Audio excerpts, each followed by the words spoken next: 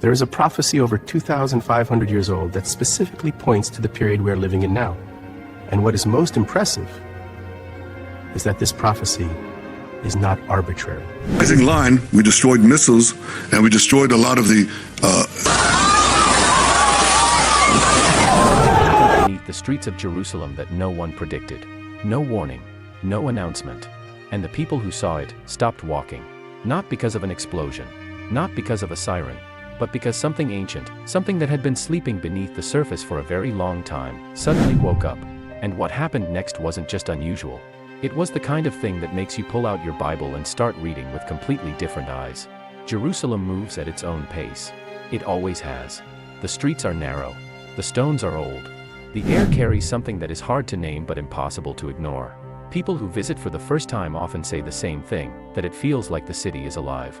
Like it is breathing. On an ordinary morning, vendors open their stalls.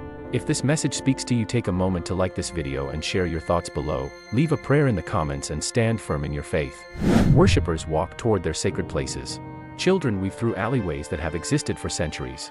There is a rhythm to this city that has survived empires, wars, and generations of change. But on this particular morning, the rhythm broke. It started small. So small that the first people who noticed it weren't even sure what they were seeing. A thin curl of smoke rising between two buildings. Then another. Then three more, in completely different parts of the city. People stopped, looked at each other, pulled out their phones. And within minutes, something that had begun quietly became impossible to ignore. Below the ancient stone streets, beneath pathways that have carried the footsteps of prophets, kings, and pilgrims, something was burning. Not above ground, not in a building, but underneath, in the hidden spaces beneath one of the most sacred cities in the world. And here is what made it strange. It wasn't one fire in one location. It was multiple, simultaneous, spread across different parts of Jerusalem at the same time. Electrical systems beneath the city had ignited. Sparks had become flames. Flames had become smoke. And smoke had begun rising through the cracks of streets that have stood since before most nations existed. Emergency teams moved fast. Firefighters worked carefully. The fires were controlled. But the questions they left behind, those were not so easy to put out. Because in a city like Jerusalem, a city that sits at the center of three of the world's major faiths, nothing feels accidental. And what happened next, just days later, made even the people who had a logical explanation for the fires go completely silent. Something moved at the Western Wall. And if you know what the Western Wall means, if you understand what the place carries, then you already know why what happened there sent a quiet shock through millions of people around the world. But before we get there, you need to understand something first. There is no wall on earth quite like this one. It has stood for over 2,000 years. It has survived destruction, earthquakes, and conquest. And every single day, people press their faces against its stones and whisper prayers that they cannot say anywhere else. Some people tuck small folded papers into the cracks between the stones.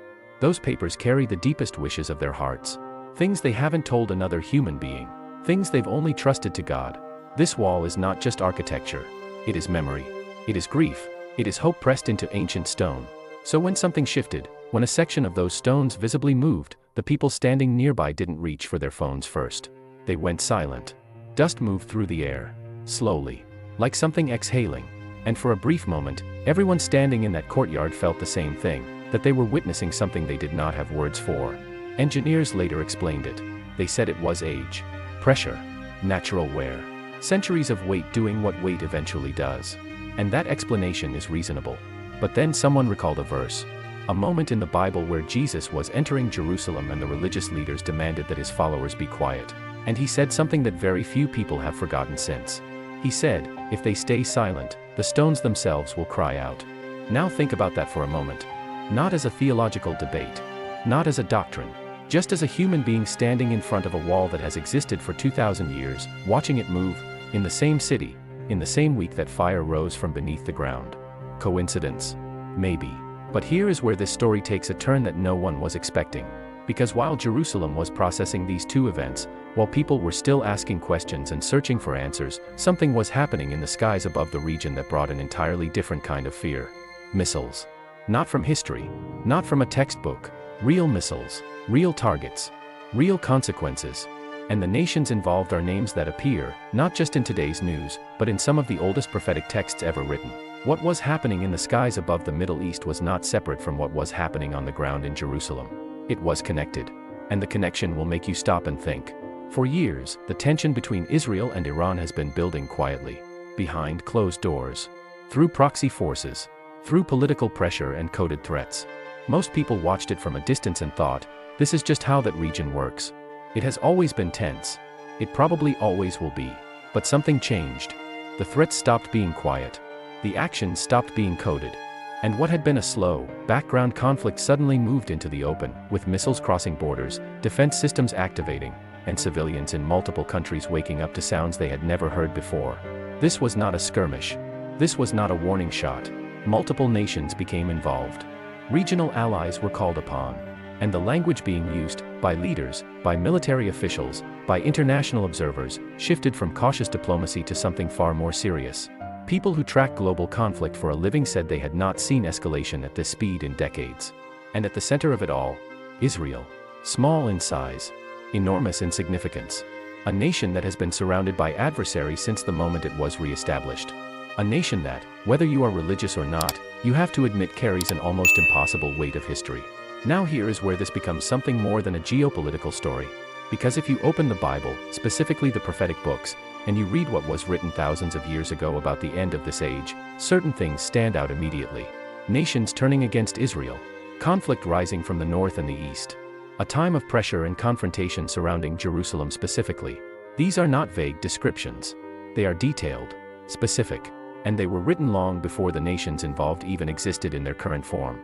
Now, does that mean this current conflict is the final fulfillment of those prophecies? That question deserves a careful answer. And the careful answer is, not necessarily. Not yet. But here is what is undeniably true. The pattern is forming. The pieces are moving into positions that match descriptions written millennia ago with a precision that is difficult to dismiss. And there is one more piece to this story, one that most people have completely missed, that connects everything happening right now to a specific prophecy that scholars have been watching for years. A prophecy about a sign that was supposed to appear before the final chapter begins. Most people who grow up in church hear about end-time prophecy in one of two ways. Either it is presented as terrifying, full of destruction and judgment with very little hope attached. Or it is so vague and abstract that it feels disconnected from anything happening in real life. But when you sit down and actually read what the biblical writers described, when you look at it not as a set of beliefs to argue about but as a set of observations to examine, something interesting happens.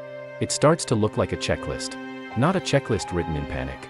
Not a checklist written to frighten people. But a careful, deliberate series of signs that were meant to serve as markers, indicators, signals to those paying attention that the timeline was moving forward.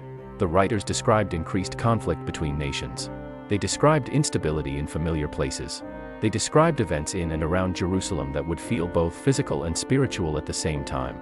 They described a level of global awareness, a point in history where something happening in one city could be seen and felt by people in every corner of the world simultaneously. That last one is important. For most of human history, an event in Jerusalem would take weeks or months to reach the rest of the world. Today, it takes seconds.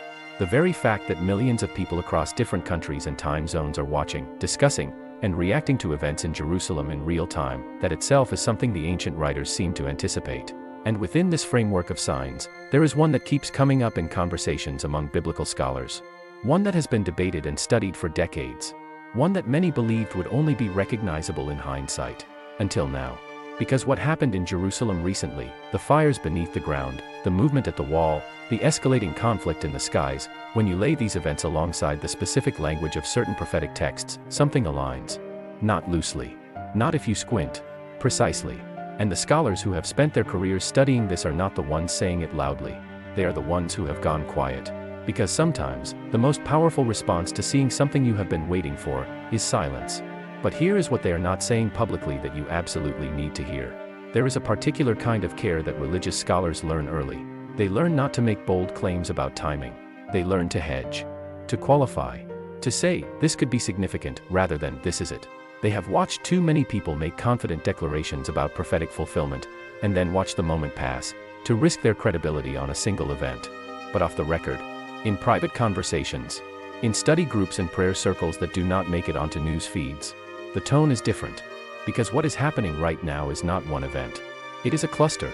And clusters are what serious prophetic students have always said to watch for. Not a single sign. Not one dramatic moment. But multiple signs, layered on top of each other, within the same window of time. in the same geographic location, involving the same nations described in the ancient texts. One of the most studied prophetic passages describes a period of intense pressure surrounding Jerusalem, a time when the city itself becomes a focal point of global attention. When what happens there pulls in nations from across the earth.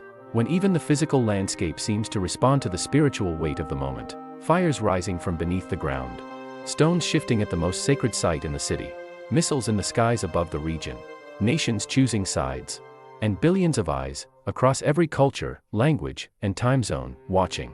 Now ask yourself honestly, when was the last time all of these things were happening simultaneously? There is no recent historical parallel that fits this specific combination. And yet here we are. The scholars who are staying quiet are not quiet because nothing is happening. They are quiet because they are being careful with something they believe is enormously important. But you do not need a scholar to tell you what your own eyes are showing you. And what your eyes are showing you right now, if you have been paying attention, is that something has shifted. Not gradually. Not over decades. In weeks. And what happened in the 72 hours following the Western Wall event, the detail that almost every major outlet missed completely, changes the entire conversation. When a major event happens in the world, the news cycle moves fast. Reporters grab the most visible part of the story, the image, the quote, the headline, and the deeper details get buried beneath the speed of the coverage. That is what happened here. Everyone saw the smoke rising from Jerusalem's streets. Everyone saw the footage of the Western Wall.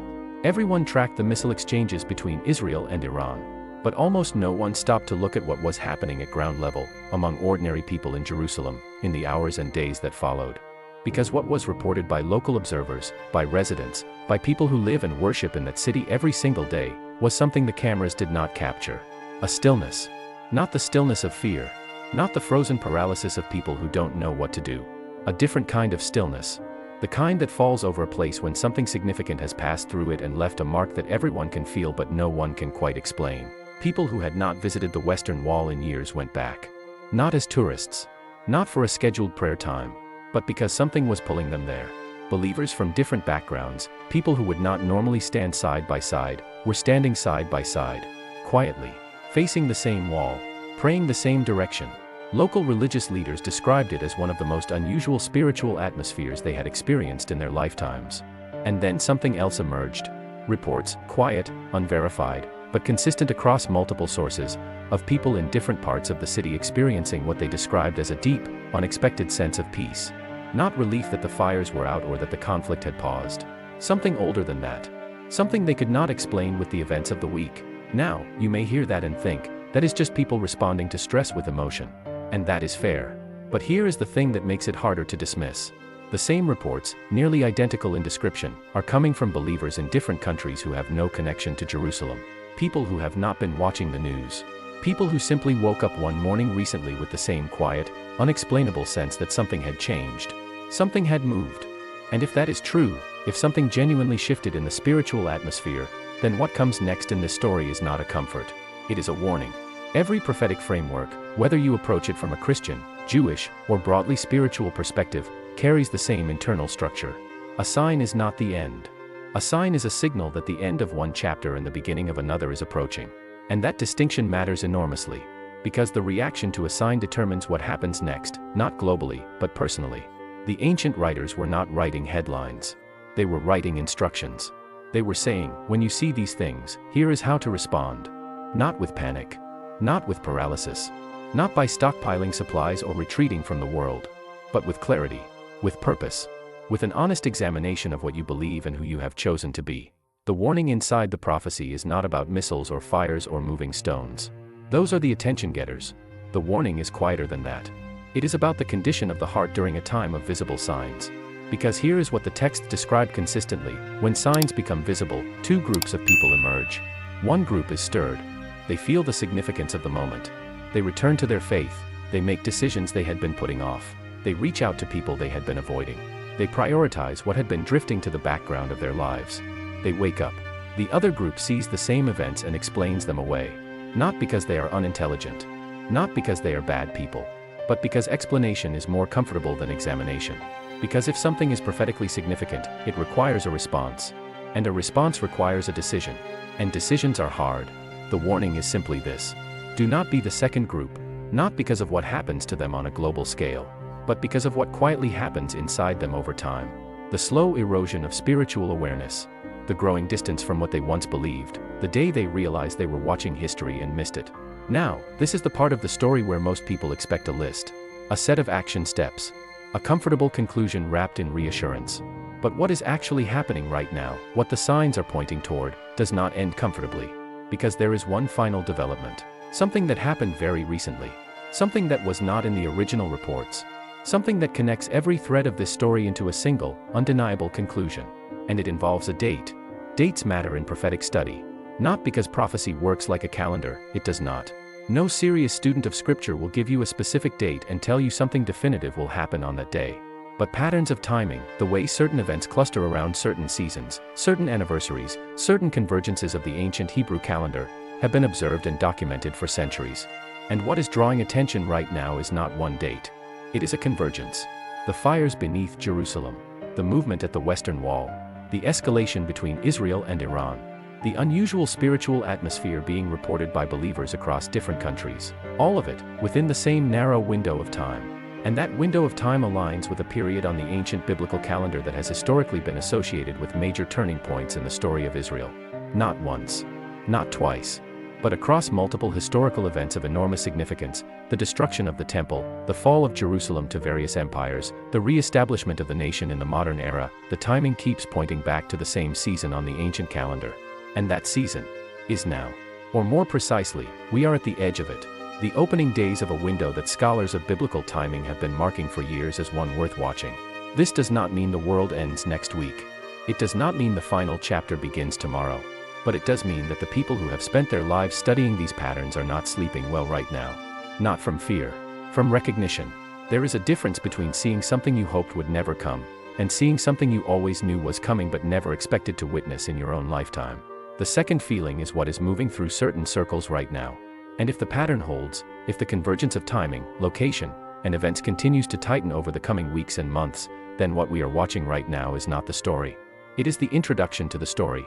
Which means the chapter that comes after this one will make everything we have discussed today feel like a quiet opening act.